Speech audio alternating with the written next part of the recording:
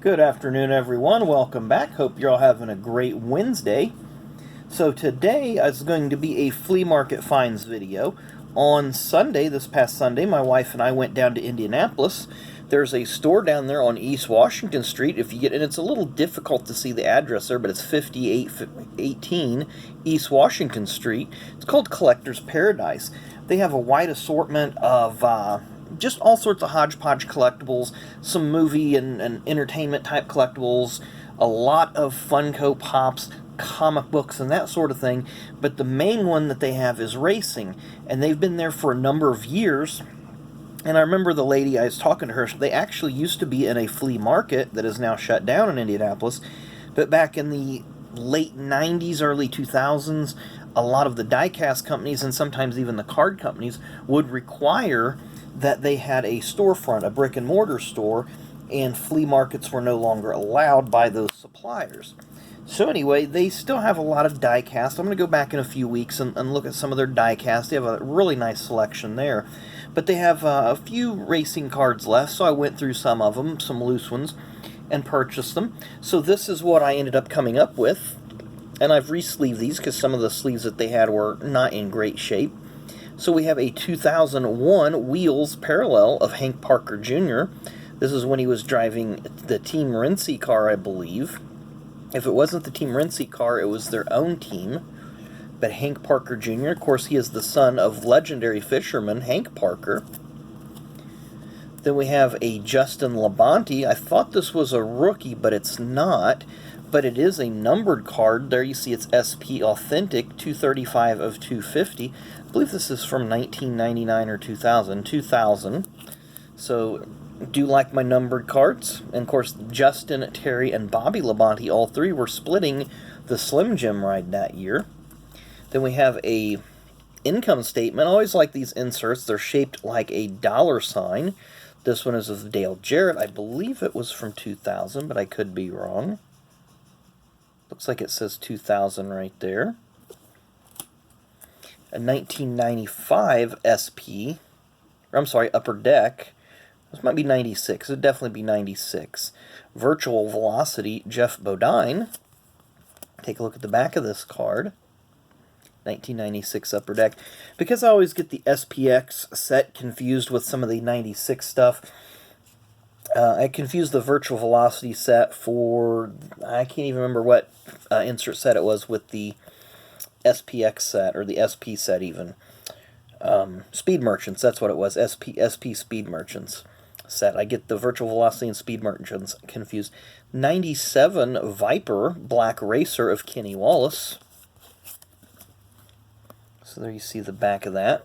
One of the many Wheels brands at that time. Move on here. We have this really funky looking Jeff Burton High Groove card. Excuse me. From Upper Deck Racing. So that would put it about 2000, looking at that paint job. Really can't read it, but I'm pretty sure that that is 2000. We have a 98 VIP Tony Stewart. Of course, we know this is one of the three rookie cards, but I picked up another one. Couldn't go wrong on the price. But this was one of the three rookie cards that I had featured in the 100 sub giveaway. But I picked up another one, so I'm happy with that. A Terry Labonte Cup Chase 2000 from Upper Deck MVP. And Upper Deck was having a lot of sets back then. So you'd have SP, SPX, Upper Deck Racing, Upper Deck, whatever this was, MVP. So it got a little bit confusing. Excuse me. Because I really didn't get into all the other tiers of Upper Deck. I like staying with the base product that they had. Here we have a High Gear, Wheels High Gear 1999, Terry Labonte top tier insert. Always like these ones that have a scoreboard and then the numbers based on whoever finished where in the points of previous year. So that would have been the championship standings from 97 with Gordon, Jarrett, Martin, Burton, Earnhardt, Labonte, and Elliott. They're the top 8 from 1997. There you see it's number 6 of 8, and Terry did finish 6th in the 1997 standings after winning the 1996 Cup Series title. Here we have an SPX card. This is just a base set card. Michael Waltrip looking I don't know, a little different over there on the right-hand side of the card. But you can see that this is just a base set card. SPX was one of the first really super high-end cards to come into NASCAR. Really like their products. 1997 Max Flag First insert of Dale Jarrett. The Flag First set, which I might do a video review on that one. Really like that set. Talks about each of the drivers' first career wins. Of course, Jarrett's first win was in Michigan in 1991. He beat Davey Allison in a photo finish. I was at that race. It was a very exciting finish. If you get a chance, go on YouTube and just type in 1991 Champion Sparkplug 400 finish. Very, very good race. Dale was driving for the Wood Brothers that day. Excuse me. This is actually Jason Jarrett's rookie card. I got two of them. Seen him, just had to pull them. So Jason Jarrett. And the thing that's awkward about his rookie card, it's a checklist. Of all things, to have your rookie card be a checklist. But I don't recall him having any starts in 1997 or 98. So the 99 Premium would make sense to put him on a checklist because he wouldn't have any career highlights to that point, except maybe for some short track stuff in the Carolinas. Looks like a 99 Upper Deck MVP of Jeff Burton. Like I said, I really didn't get... No, I'm sorry, it's 2000. I really didn't get into a lot of the Upper Deck stuff, but some of their products are really nice. I just wasn't collecting much then. Then we have a 2000 Press Pass Stealth Profiles, Dale Jarrett. Very nice card. I like that one. 1 out of 10 in this set. Not sure who all's in that set. I'm sure it may have been just the top 10 in points the previous year. Here's another 98 Wheels High Gear, top tier, Bobby Labonte this time. Of course, we've seen the drivers there, and this one will be number 7 of 8, TT 7 of 8. And Bobby would, of course, go on to win the 2000 Series title. Here we have a Victory Circle, Income Statement, Upper Deck. Yeah, I guess it is Victory Circle. I've seen that logo, and it just totally threw me off. Victory Circle, Income Statement. I want to say this is also from 2000, which it is. I'm not going to try to complete that set. I got too many sets that I'm working on right now. We have another 97 Black Racer, Viper Black Racer, Jimmy Spencer this time. Of course, Jimmy was driving Travis Carter's Camel Cigarettes Ford. Always funny how those tobacco companies figured out how to use NASCAR as a national platform to get around the commercial bans, but the Master Settlement Agreement changed all that. Here we have another SPX card, Ted Musgrave this time. Another base set card. What year do we say that was from? 98 perhaps? 97 or 98, somewhere along in there. Then we have an oil can from 99 Press Pass, Jeremy Mayfield. Always like the oil can series, because you have obviously the card shaped like an oil can. One year they actually had the oil that the teams used featured behind the driver. I believe that might have been in 97. We have another 97 Black Racer, Johnny Benson. Of course, this is when Johnny was driving for Chuck Ryder's Bahari Racing Pennzoil Pontiacs.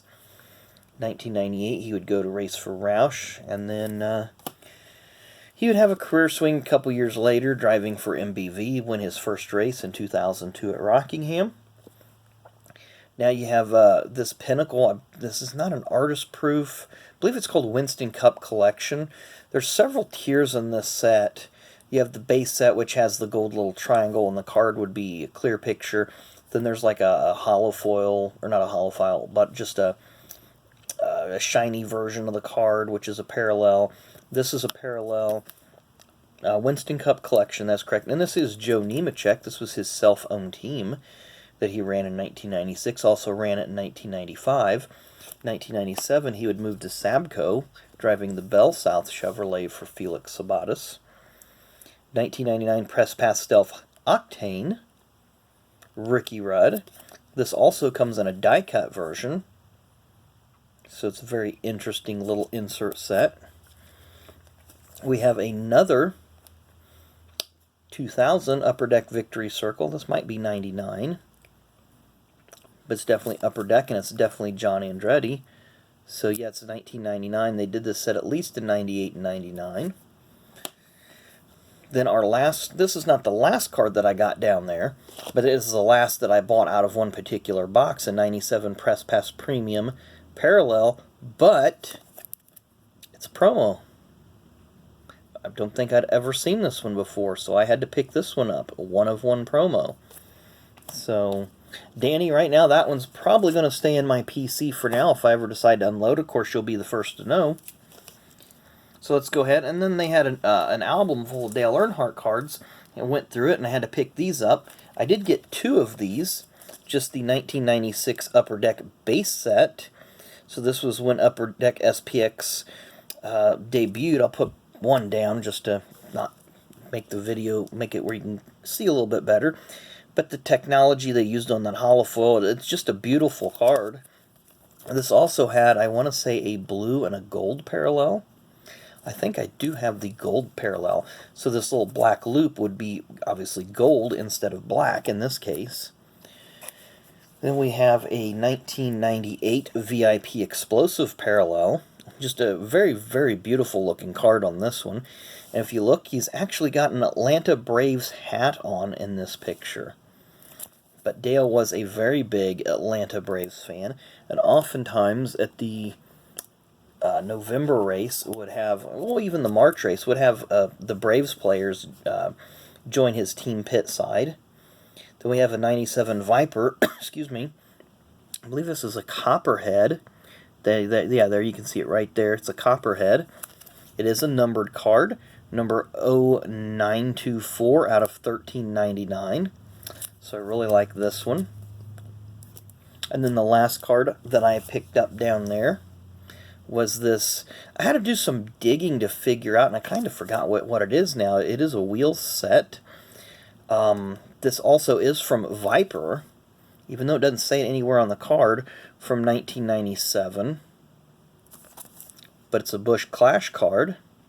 And this was a nice insert set. All the drivers that were entered in the Busch Clash all had this insert card made of them. Can't remember if I've seen this one before. I don't think I have this one, but the price was right, so I went ahead and picked it up. So again, if you're ever in Indianapolis, go give these guys a, go check them out. I always encourage you to go check out your small businesses, but Collector's Paradise on East Washington Street there. Really nice people. It's in the Irvington neighborhood for those of you that may be close by. I encourage you to go check them out. Really, really nice people. If you love your Funkos, they have a ton of them there. If you have if you're into comic books and so forth, they have a little movie and movie stuff there as well. Not a whole lot, and they do have quite a bit of diecast that I'm going to go check out there in a few weeks. But once again, we're kind of still hovering around 118 subs. Let's get that number up. Well, like I say, we get to 500, we'll do another giveaway. But it will be a relic card, a baseball, a racing, or a wrestling. Be your choice once we get there. But I appreciate you guys watching. Keep those likes coming. Keep those comments coming. Keep those subscriptions coming. Keep moving us up in the rankings, and we'll keep growing this channel, be able to do more things. So I do appreciate you guys watching. We will see you again tomorrow. Enjoy the rest of your day.